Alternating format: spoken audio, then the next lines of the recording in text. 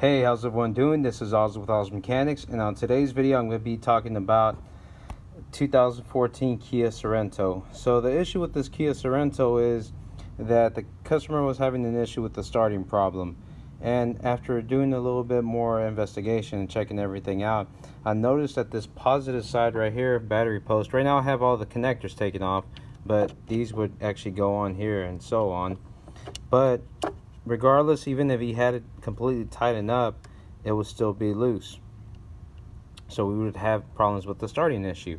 So on today's video I'm going to show you what to do to remedy this issue.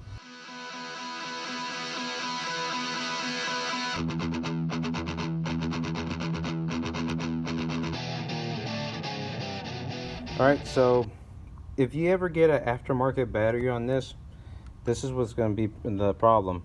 So regardless, even if you try to push this all the way down, it's still not going to catch. And even if you tighten it all the way up, I know I don't have the lines marked up right here, but even if we tighten it all the way up, it won't catch. It'll still be loose, and I'm going to tell you why.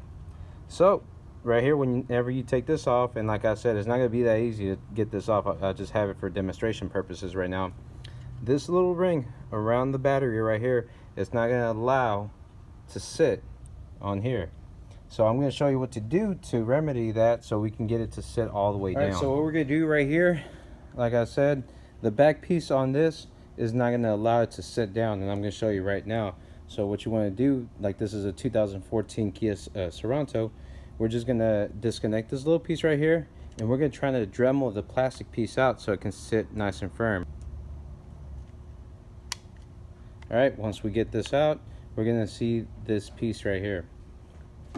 So let's go back to the car and I'm going to show you how it goes. So this piece right here, when it tries to sit down, is not allowing to actually go flush, because this piece right here on the Sorento is actually not as big as the actual circumference of that right there. So we're going to Dremel this out so it can fit right on there.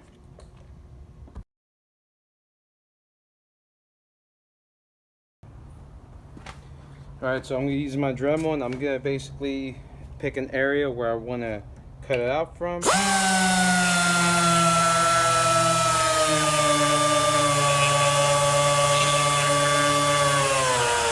And we're going to make sure that we don't damage none of the tabs. So where we have the tab here and this tab right here, these are the locking tabs. We're not going to try to get to that, so I'm going to go around on this side.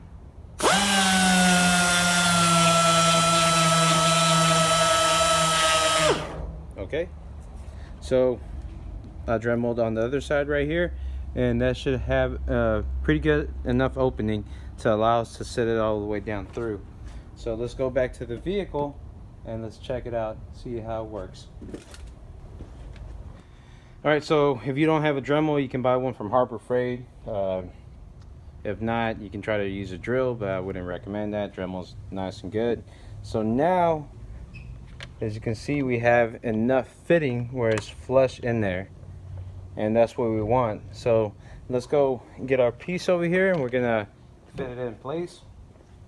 And remember, I told you this had two tabs, one right here and one over here.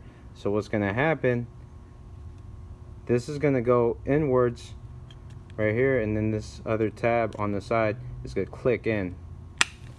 All right, there you go.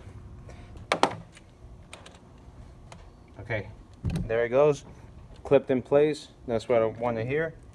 Now we can tighten this up.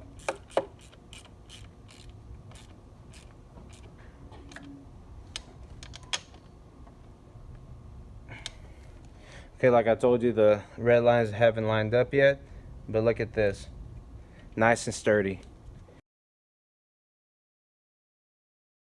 So if you have a vehicle, it can be a Kia, Hyundai, I don't know what other vehicle manufacturers use this kind of design. If you have a problem where it won't snag into place, I called the dealership. They wanted $400 for the whole setup, and the only thing it was, just you gotta think outside the box. We had to Dremel out the back and do that fix. Alright, so if you do like this video, please put a big thumbs up, and don't forget to hit the little notification bell to get all brand new videos coming out from Oz Mechanics. Hope y'all like this little quick tip right here. Y'all have a nice day. Goodbye.